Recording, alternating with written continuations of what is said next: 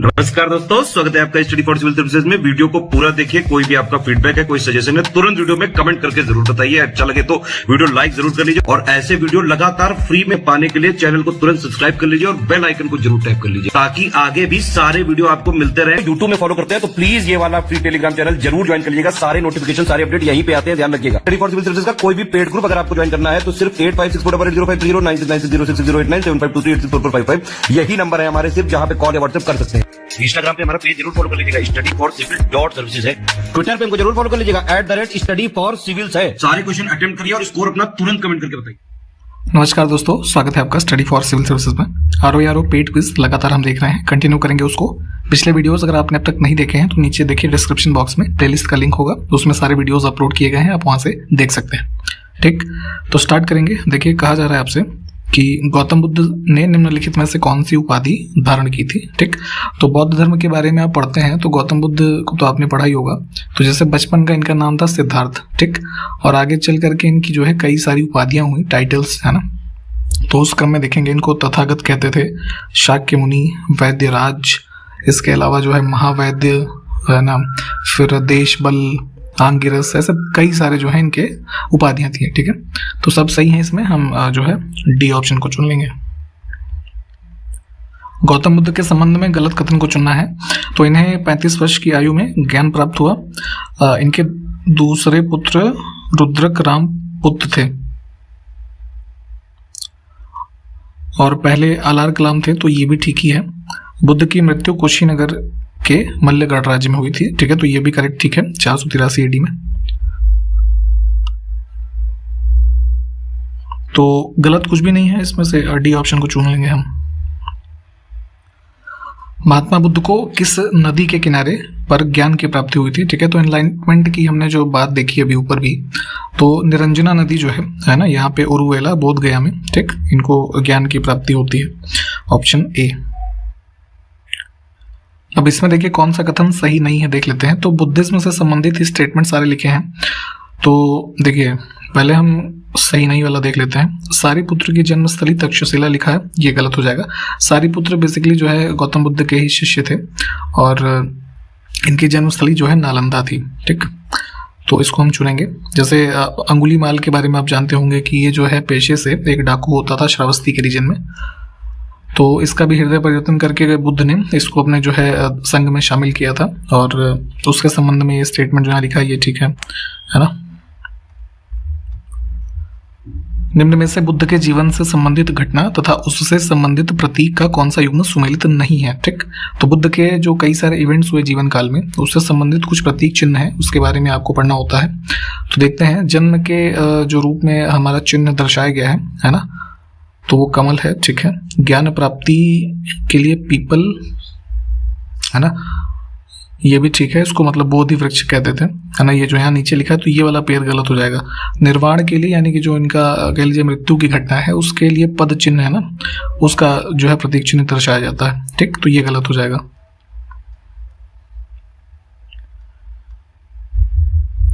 निम्न में से कौन सा युग्म सुमेलित नहीं है, फिर से देखते हैं। तो देखिए बुद्धिस्ट संघ जो बनाया गया है ना, तो उसमें कुछ कुछ अधिकारी कह लीजिए हुए जो अलग अलग कार्य से संबंधित थे, तो उनको कुछ टर्म से जो है रेफर किया जाता था। तो उस संदर्भ में यहाँ पे देखेंगे, अब चीवर के लिए लिखा है कि खान पान से संबंधित अधिकारी था ये, तो ये गलत है। चीवर बेसिकली जो वस्त्रागार, मतलब ऐसा समझिए जो कपड़े से संबंधित जो हिसाब रहा होगा उस समय, उसको मैनेज करने वाला अधिकारी होता था। ठीक, तो इसको हम चुनेंगे। और अगर हम बात करें ये खान पान से संबंधित जो यहाँ पे लिखा है, तो इसको बोलते थे भंडागारिक, है ना, ये टर्म होता था। बाकी के विकल्प ठीक है, इनको पढ़ के देख लीजिएगा एक बार। अभी देखिए हाल ही में हमने अपना कॉन्स्टिट्यूशन डे मनाया है 26 नवंबर को, क्योंकि 1949 में हमने कॉन्स्टिट्यूशन को अपनाया था। ठीक, कॉन्स्टिट्यूएंट असेंबली ने जो अपनाया था, तो उसी के संदर्भ में देखिए कि हमारे कॉन्स्टिट्यूशन में एक पहले प्रीएम्बल होता है ना, जैसे इंडिया में है we the people of India, ऐसे स्टार्ट होता है हमारा फ्रेज। तो सबसे पहले किस देश के संविधान में प्रस्तावना को सम्मिलित किया गया था। ठीक है, तो सब प्रस्तावना क्या होता है, बेसिकली जैसे कोई किताब का इंडेक्स होता है, वैसे ही प्रस्तावना भी किसी संविधान का आईना है ना। उस संविधान में क्या बातें कही गई हैं उसी को दिखा देता है वो। तो सबसे पहले प्रस्तावना को शामिल किया था जो यूएस ने कॉन्स्टिट्यूशन बनाया था, है ना, इन्होंने 1786 वाला। तो डी ऑप्शन हमारा करेक्ट हो जाएगा। निम्नलिखित में से किस संवैधानिक विशेषज्ञ ने प्रस्तावना को संविधान का परिचय पत्र कहा है? तो संविधान की जो प्रस्तावना है या फिर भारतीय संविधान है उसके बारे में अलग अलग जो लॉ के एक्सपर्ट्स रहे हैं, है ना, या फिर कह लीजिए जुडिशियल ऑफिसर्स रहे हैं, लॉयर्स रहे हैं, तो उन्होंने अलग अलग स्टेटमेंट दिए हुए हैं। तो आइडेंटिटी कार्ड बताता है प्रस्तावना को, जो हमारा ये स्टेटमेंट है ये दिया गया था N.A. पालकीवाला के द्वारा। ठीक, ये एक जो है पूर्व में लॉयर थे, काफी famous, supreme court of India के। देखिए हमारे प्रियम्बल में एक बार अमेंडमेंट हुआ है 1976 में 42nd अमेंडमेंट के द्वारा। तो उसमें 3 शब्दों को ऐड किया गया था उसमें। तो वही यहाँ पे है कि इसमें से कौन सा एक उसमें से नहीं है जो उसमें जोड़ा गया। तो हमने जोड़ा था सोशलिस्ट, सेकुलर और तीसरा शब्द है इंटेग्रिटी। इन 3 शब्द को हमने जोड़ा था। सॉवरेनिटी जो है ये हमारे संविधान में पहले से था, मतलब प्रियम्बल में ये चीज पहले से थी।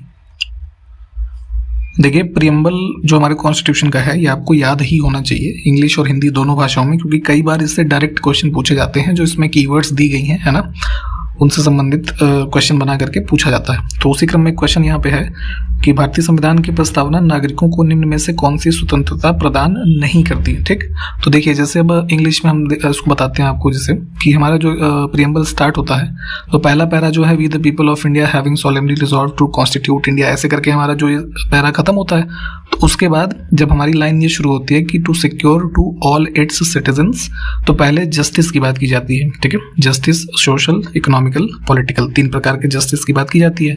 फिर आता है लिबर्टी, है ना। तो अब यहाँ पे लिबर्टी या फ्रीडम जो है इसी को समझ लीजिए आप एक रूप में। तो कितने प्रकार के लिबर्टी की हमारा प्रियम्बल जो है वो बात करता है। तो हमारा लिबर्टी की बात होती है थॉट की, है ना, एक्सप्रेशन, है ना, फिर होता है फेथ, फिर वर्शिप होता है ना, और रिलीजन की बात इसको भी हम कवर कर लेंगे जो है बिलीफ और फेथ के अंदर, कि आपका जो मान्यता है किसी धर्म को मानने की, तो इसकी भी लिबर्टी हमारा कॉन्स्टिट्यूशन हमको प्रियम्बल प्रोवाइड कर रहा है। लेकिन स्टेटस जो है ये प्रोवाइड नहीं करता है हमारा प्रियम्बल फ्रीडम के रूप में। ठीक, स्टेटस किस रूप में प्रदान करता है? इक्वालिटी के रूप में, है ना। प्रियम्बल में जब अब लिबर्टी के बाद नेक्स्ट लाइन आप पढ़ेंगे तो वहाँ पे है equality of status and of opportunity, है ना, and to promote among them all fraternity की बात होती है। उसके बाद assuring the dignity of individual and the unity and integrity of nation. ठीक, तो कुछ इस तरीके से पूरा एक क्रम है। तो यहाँ पे इस क्वेश्चन में स्टेटस जो है ये ऑड हो जाएगा, बाकी के 3 विकल्प ठीक हैं। अब देखिए यहीं पे हमने आपको अभी जस्टिस के बारे में बताया था ना, कि पहला हमारा जो इसमें सेकंड पैरा में पहली लाइन स्टार्ट होती है जस्टिस की। तो 3 प्रकार के जस्टिस की बात होती है, सोशल, इकोनॉमिकल और पॉलिटिकल। तो तीनों यहाँ दे रखे हैं, तो हम ऑल ऑफ द अबव को चुन लेंगे। निम्नलिखित में से किस कृषि विश्वविद्यालय को ICAR यानी कि जो हमारा Indian council of agriculture research है ना, भारत सरकार के अंतर्गत जो कार्य करता है, तो इसके द्वारा मान्यता प्राप्त नहीं है। तो यहाँ पे देखिए कृषि विद्यालय जो लिखे हुए हैं ये उत्तर प्रदेश राज्य में स्थित हैं। तो इसमें जो ये रानी लक्ष्मीबाई केंद्रीय विश्वविद्यालय है, ठीक है, ये एक सेंट्रल यूनिवर्सिटी है, ये ICAR के द्वारा अभी मान्यता प्राप्त नहीं है। ठीक, ये 2014 में इसको स्टैब्लिश किया गया था, यूपी में जो है, झांसी में है ये। बाकी के 3 जो लिखे हुए हैं ये जो है रिकॉग्नाइज्ड है ICAR के द्वारा। निम्न में से कौन पद्म भूषण पुरस्कार प्राप्त करने वाले पहले पैरा एथलीट बन गए हैं? ठीक, तो देखिए कुछ लोग जो शारीरिक रूप से ऐसे समझिए कि थोड़े विकलांग होते हैं, तो वो भी जो है स्पोर्ट्स एक्टिविटीज में पार्ट लेते हैं। तो यहाँ पे पैरालंपिक गेम्स में भी इन्होंने जो है अभी टोक्यो में जो हुए उसमें भी मेडल जीता, देवेंद्र झाझरिया। ठीक, तो इनको अभी हाल ही में भारत सरकार के द्वारा पद्म भूषण पुरस्कार जो है इसको दिया गया है, तो ये ध्यान रखेंगे। ठीक, जैवलिन थ्रो का जो गेम होता है उसके प्लेयर हैं ये।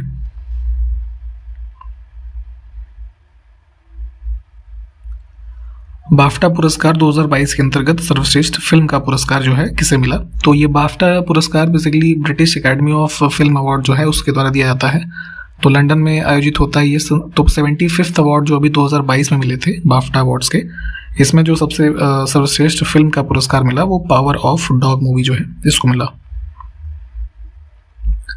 प्रधानमंत्री नरेंद्र मोदी के द्वारा किस राज्य के दौरे के समय दूधवाणी नामक एक सामुदायिक रेडियो स्टेशन का उद्घाटन किया गया? ठीक, तो ये दूधवाणी बेसिकली जो रेडियो स्टेशन इनॉग्रेट किया गया है मोदी जी के द्वारा, गुजरात के दौरे पे थे ये।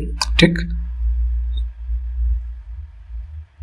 बी ऑप्शन को चुनेंगे। ये ऐसे समझिए इसको कि दूधवाड़ी जो रेडियो स्टेशन है, ये जो पशुपालन की दिशा में जो लोग कार्यरत हैं उनके संबंध में इंफॉर्मेशन प्रोवाइड करने के लिए इसको डेवलप किया गया है। ठीक, तो बनासकांठा जिला वहाँ पे है, उसमें वहाँ का जो दुग्ध उत्पादक संघ है उनके द्वारा इसको डेवलप किया गया है रेडियो को। ठीक, तो इसको भी ध्यान रखिए।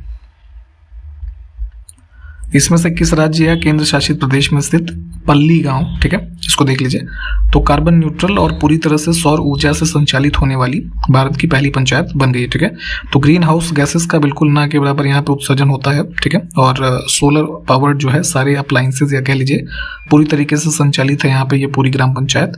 ये स्थित है आपका जम्मू कश्मीर में। वर्ष 2021 के लिए नारी शक्ति पुरस्कार किसे प्रदान किया गया? तो आपको पता होगा कि 8 मार्च को जो अंतर्राष्ट्रीय महिला दिवस होता है, ठीक है, एक ये भी ध्यान रखिएगा इन्फॉर्मेशन। तो इस अवसर पर राष्ट्रपति उस समय थे ये आपके रामनाथ कोविंद जी, तो इनके द्वारा उत्तर प्रदेश की हैं नीरजा माधव, इनको ये अवार्ड दिया गया है। बी ऑप्शन को चुनेंगे। हिंदी माध्यम मतलब ऐसे समझिए हिंदी साहित्य के माध्यम से जो पिछड़ा वर्ग है उसको मुख्य धारा से जोड़ने का इनका जो कार्य रहा है उसके लिए इनको ये पुरस्कार दिया गया। ठीक, ऑस्कर पुरस्कार 2022 में सर्वश्रेष्ठ अभिनेता का पुरस्कार किसने जीता? ठीक, तो 2021 में जो मूवीज रिलीज हुई है ना, तो उनको यहाँ पे 94th ऑस्कर अवार्ड जो हुए उसमें यहाँ पे पुरस्कार दिया गया। तो उसी क्रम में सर्वश्रेष्ठ अभिनेता जो है ये विल स्मिथ जो है इनको मिला है। इनकी मूवी थी एक किंग रिचर्ड करके, उसके लिए।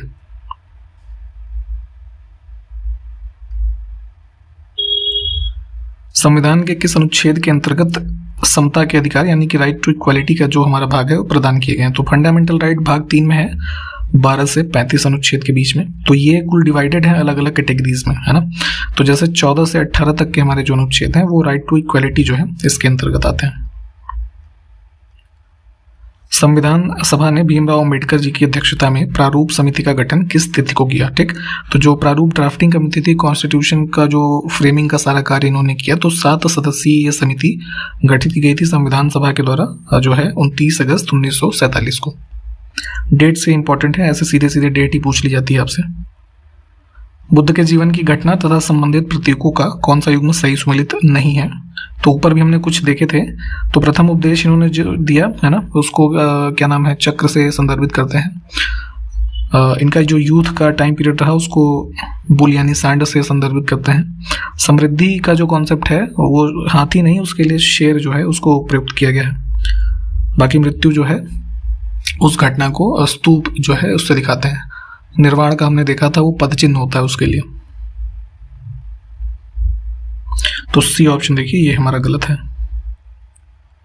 निम्नलिखित में से कौन सी स्त्रियां बौद्ध धर्म के या की होना चाहिए यहाँ पे बौद्ध धर्म की अनुयायी थी? ठीक, तो जैसे पुरुषों के बारे में हमने देखा था कि कई सारे जो बुद्धिस्ट संघ में है ना लोग शामिल हुए, तो महिलाएं भी थीं। तो देखेंगे महिलाओं के बारे में, तो जैसे यहाँ 5 नाम लिखे, नंदा, यशोधरा, आम्रपाली, मल्लिका, सुप्रवासा, ये सभी जो है अनुयायी थी बौद्ध धर्म की।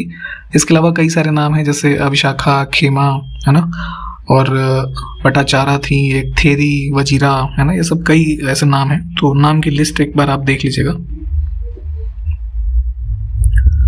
बौद्ध धर्म की प्रमुख अनुयायी आम्रपाली कौन थी ये बताना है। तो वैशाली जो था, वैशाली की एक तरीके से समझिए इनको नगर वधु थी। ठीक है, गौतम बुद्ध के प्रथम गुरु कौन थे? तो ये अभी हमने बताया, आलार कलाम।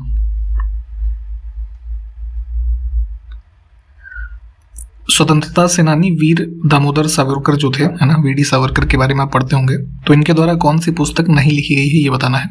तो सबसे फेमस इनकी पुस्तक कई बार पूछी जाती है 1857 की क्रांति के संबंध में, the Indian war of independence. ठीक है, इसके अलावा Joseph Mazzini, biography and politics, ये भी इन्होंने लिखी थी। Hindutva, who is a Hindu, ये भी लिखी थी। डिवाइडेड इंडिया पुस्तक ये गलत है। एक पुस्तक लिखी गई थी इंडिया डिवाइडेड करके, है ना, डॉक्टर राजेंद्र प्रसाद के द्वारा। हाल ही में 27 फरवरी को मनाए गए प्रोटीन दिवस का मुख्य विषय यानी कि थीम पूछा जा रहा है आपसे, क्या है? ठीक, तो ये है इसका फूड फ्यूचरिज्म। बी ऑप्शन हमारा करेक्ट हो जाएगा। 2022 में हमने जो है तीसरा प्रोटीन दिवस मनाया है 27 फरवरी को, तो ये डेट याद रखिएगा। अंतर्राष्ट्रीय वन दिवस किस तिथि को मनाया जाता है? International day of forest. तो ये मनाते हैं प्रतिवर्ष जो है 21 मार्च को। बी ऑप्शन करेक्ट हो जाएगा। पहली बार मनाया गया था ये 2013 में, और 2022 की अगर हम बात करें तो इसका थीम था forest sustainable production and consumption, ऐसे था। ठीक, निम्नलिखित में से कौन सा रोग मुर्गियों को विषाणु के द्वारा होता है? ठीक है, तो चिकन जो होते हैं तो इसमें वायरल डिजीज होती है रानीखेत। ठीक, उत्तराखंड वाला रानीखेत मत समझिएगा, इसको बीमारी है। बी ऑप्शन करेक्ट हो जाएगा। इसके अलावा ये पुलोरम, संक्रामक कोराइजा और ये फाउल कालरा, ये तीनों भी इसमें चिकन्स में ही होने वाली डिजीजेज हैं, पर ये तीन के तीनों बैक्टीरियल डिजीज हैं। ठीक, तो इसको भी ध्यान रखिए। पशुओं में होने वाले रोगों में से कौन सा एक रोग कवक यानी कि फंगाई के द्वारा होता है? तो यहाँ पे देखेंगे ये सेप्रोलेग्रिया रोग जो लिखा हुआ है सी ऑप्शन, ये होता है फंजाई से इसमें फिशेज में, फिश। ठीक, कुछ लोक नृत्य के रूप लिखे हुए हैं यहाँ पे। अब उसके संदर्भ में कौन सा युग्म सम्मिलित नहीं है देख लेते हैं। तो देखिए भूत आराधना जो लिखा है वेस्ट बंगाल, ये गलत है। ये कर्नाटक में होता है। जो वहाँ के मतलब लोगों के पूर्वज होते हैं, ठीक है, उनको एक तरीके से उनकी मेमोरी में किया जाता है ये। ठीक,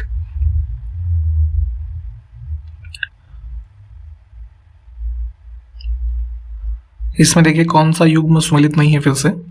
तो कुछ रोग हैं और उससे प्रभावित होने वाले पशुओं के नाम लिखे हैं। ठीक, तो इसमें गलत है सी ऑप्शन। गलत क्यों है बताते हैं आपको।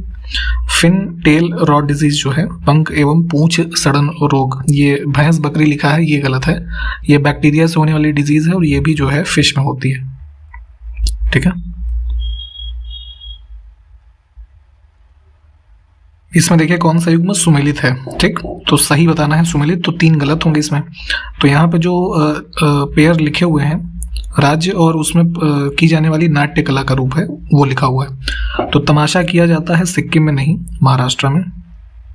स्वांग के बारे में अगर हम देखें तो ये राजस्थान और हरियाणा के रीजन में होता है। यक्षगान कर्नाटक, ये ठीक है। यात्रा पश्चिमी भारत लिखा है, ये गलत है। ये जो है ईस्टर्न इंडिया के साइड होता है।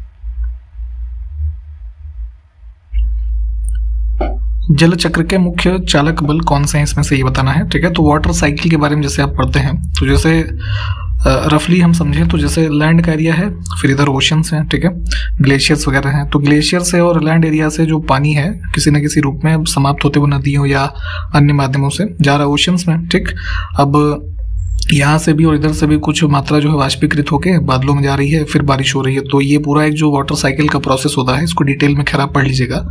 तो इसमें देखेंगे तो इस जल चक्र के मुख्य चालक बल कौन कौन से हैं। ठीक है, तो सबसे पहला होता है हमारा सोलर रेडिएशन और दूसरा ग्रेविटी। ठीक है, दोनों ही करेक्ट हो जाएंगे इसमें। वाटर साइकिल है ना, फिर जैसे नाइट्रोजन साइकिल है, ये सब आप जो है डिटेल में इसको पढ़ के रखें। अब जल का औसतन कितने प्रतिशत भाग समुद्री सतह से वाष्पित होता है? ठीक, तो जो इवेपोरेशन हो करके फिर आपको दोबारा पानी प्राप्त हो रहा है बारिश के रूप में या है ना यहाँ नीचे, तो इसमें देखेंगे तो इसका एवरेज पे एक आंकड़ा होता है लगभग 84% जो भाग है वो समुद्री सतह से वाष्पित होता है। ठीक, ऑप्शन ए।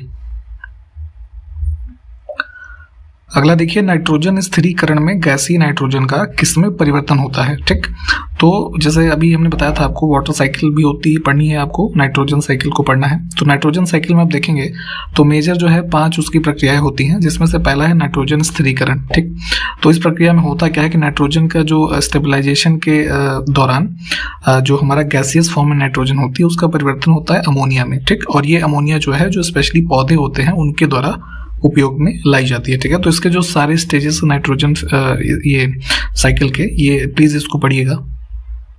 अब पहला स्टेज था हमारा नाइट्रोजन साइकिल का जो है नाइट्रोजन स्टेबलाइजेशन। ठीक, तो उसमें देखेंगे तो मेजर जो है 3 स्टेप्स के बारे में हम पढ़ते हैं, जिसमें पहला है वायुमंडलीय स्थिरीकरण होता है, दूसरा औद्योगिक स्थिरीकरण और तीसरा जीवाणुओं के द्वारा होता है। ठीक, तो अब यहाँ पे जैसे हम वायुमंडलीय स्थिरीकरण की बात करें तो इसमें क्या है कि बिजली का चमकना, जो भी दहन होता है कंबशन फॉसिल्स का, और ज्वालामुखी गतिविधियां यानी वोल्केनिक एक्टिविटीज, तो ये सब एनवायरनमेंट में जो हमारी नाइट्रोजन है उसके स्टेबलाइजेशन में हेल्प करते हैं। तो तीनों ही ठीक हो जाएंगे। अगला देखिए कि इसमें से कौन सी प्रक्रिया में पौधों के द्वारा स्थिर की गई नाइट्रोजन कार्बनिक अणुओं जैसे कि प्रोटीन, डीएनए, आरएनए है ना आदि में परिवर्तित की जाती है। तो ये नाइट्रोजन साइकिल का ही हमारा जैसे तीसरा जो स्टेप है ये एसिमिलेशन, ठीक, इसको चुनेंगे। इसी की एक तरीके से डेफिनेशन यहाँ पे दे रखी है। इसमें क्या है कि जो हमारे प्लांट्स के द्वारा नाइट्रोजन फिक्सेशन की जाती है, ठीक है, तो डीएनए आरएनए में ये सब जो है परिवर्तित होते हैं और इसके द्वारा जो ये बेसिकली जिसमें कन्वर्ट हो रहा है, तो ये हेल्प करते हैं एनिमल्स के जो ये टिश्यूज डेवलप होते हैं उसमें, ठीक। अब इसमें देखिए कौन सा कथन गलत है, तो चारों स्टेटमेंट देखते रहिए। इसमें अंकिया नाट के बारे में फोकस किया गया है। ये एक नाट्य कला का रूप है जो कि असम में किया जाता है, ठीक। तो इसका आरंभ वैष्णव संत शंकर देव हैं, इन्होंने किया था, बिल्कुल ठीक है। एक एकांकी कला है असम की, बता ही दिया गया। ये भी सोलो आर्ट परफॉर्मेंस है। इसका प्रारंभ 15वीं-16वीं शताब्दी के टाइम पीरियड में किया गया, ये भी ठीक है। तो इसमें से कोई नहीं गलत है, तो इसको डी को चुन लीजिए। इसमें देखिए अब गलत कथन फिर से हमको चुनना है, तो 4 स्टेटमेंट यहाँ पे भी हैं। गलत वाला हम देखेंगे, डी ऑप्शन देखिए, ये भावना रामेश्वरम द्वीप की लोक नाट्य कला है, ये गलत हो जाएगा। गलत इसलिए है कि जो भावना है ये बेसिकली यहाँ पे जो माजुली द्वीप का एरिया है नॉर्थ ईस्ट में, वहां पे किया जाता है, ये नाट्य कला का रूप है। बाकी के 3 स्टेटमेंट ये ठीक है, इनको पढ़ लीजिए। इसमें सही सुमेलित नहीं है, ये चुनना है फिर से। तो कुछ ये नाट्य कला है उसके रूप लिखे हुए हैं पूरे भारतवर्ष के, और इसमें गलत है ये बायलता, उत्तराखंड लिखा है, ये गलत हो जाएगा। ये यहाँ दक्षिण भारत का है, कर्नाटक का। फिर से कौन सा युग्म सुमेलित नहीं है देख लेते हैं। तो ये भी कुछ जो है नाट्य कला के रूप है, और इसमें गलत है 10 कठिया, इसमें लिखा है महाराष्ट्र, ये महाराष्ट्र में नहीं उड़ीसा में किया जाता है। कुछ इंपॉर्टेंट डेज के बारे में भी आपसे पूछा जाता है एग्जाम्स में, तो वो आपको पता होने चाहिए। तो हर मतलब समय समय पे कुछ कुछ दिवस जो है मनाए जाते हैं। तो देखिए इसमें विश्व मोटापा दिवस जो है 14 मार्च लिखा है, ये गलत हो जाएगा। इसको मनाते हैं प्रतिवर्ष 4 मार्च को, ठीक। बाकी के ऊपर के 3 जो हैं ये ठीक हैं। इसमें भी कौन सा सुमेलित नहीं है, तो अंतर्राष्ट्रीय प्रसन्नता दिवस, इंटरनेशनल डे ऑफ हैप्पीनेस, ये लिखा है 22 मार्च, ये गलत है, 20 मार्च को मनाते हैं इसे। ये भी काफी इंपॉर्टेंट न्यूज है कि किस राज्य की कैबिनेट ने घोषणा की कि सभी मंत्री और विधायक अपने स्वयं के आयकर का भुगतान करेंगे, ठीक है। तो पॉलिटिशियंस को कई सारी रियायतें भारतवर्ष में जो है मिली हुई हैं, तो उसको समाप्त किया जा रहा है। अब कई सारे राज्य जो अलग अलग इनिशिएटिव्स ले रहे हैं, ठीक है। तो यहाँ पे इसकी घोषणा की थी हिमाचल प्रदेश की कैबिनेट ने। यहाँ पे अब ब्लूमबर्ग बिलियनर इंडेक्स की बात हो रही है। तो अभी इनका जो लेटेस्ट ये आया था इंडेक्स बिलियनर्स वाला, तो इसके रिपोर्ट के अनुसार भारत और एशिया के सबसे अमीर व्यक्ति कौन बन गए हैं, तो ये है आपका जो है ये Gautam Adani, B option correct होगा। इस समय जो है ओवरऑल इस इंडेक्स में गौतम अडानी जो है दुनिया में सबसे अमीर लोगों की सूची में 10वें स्थान पे थे, और ये मुकेश अंबानी जो है ये 11वें पे थे। हाल ही में दृष्टिबाधित लोगों के लिए भारत का पहला रेडियो चैनल जिसका नाम है रेडियो अक्ष, इसको किस शहर में लॉन्च किया गया है, तो जो लोग देख नहीं सकते उनके लिए डेडिकेटेड है, नागपुर महाराष्ट्र में इसको इनॉग्रेट किया गया था।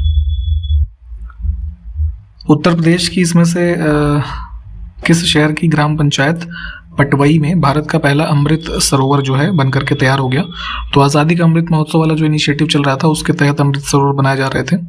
तो पहला भारत का जो अमृत सरोवर बनाया ये रामपुर के अंदर पटवई ग्राम पंचायत में, ठीक।